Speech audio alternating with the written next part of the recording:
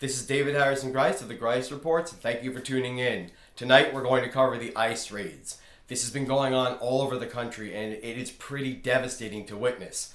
I pulled up a couple of different reports, which I'm going to speak about tonight. CBS News has reported that 20 people were detained in an ICE raid in Edison, New Jersey on July the 8th. That's right over the bridge from where I live in New York City. This is coming really close to home. This is really uncomfortable.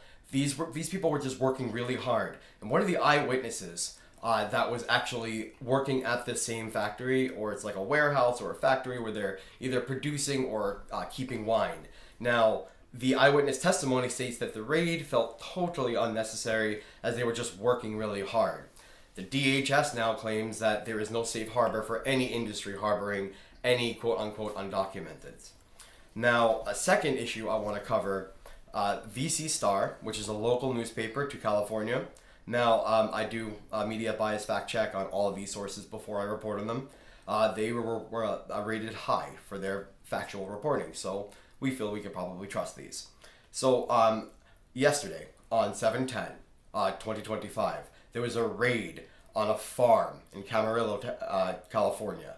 Now, this is terrible because I actually saw some of the footage myself. It was posted by Gavin Newsom on X.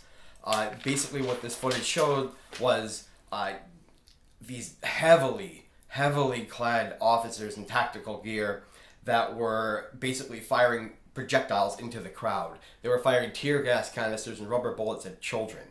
Now, the DHS fired back and they were like, why were children there? Well, the children weren't probably there by choice, right? I mean, if we're going to think about what child exploitation means, you would need to look at the employer and not necessarily the people that are the victims. So it seems to me like they were victims in this particular circumstance and they went after them anyway.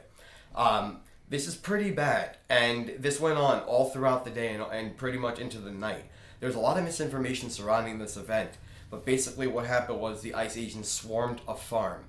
Now, they're not supposed to be on farms. They're not supposed to be in these areas, but they are.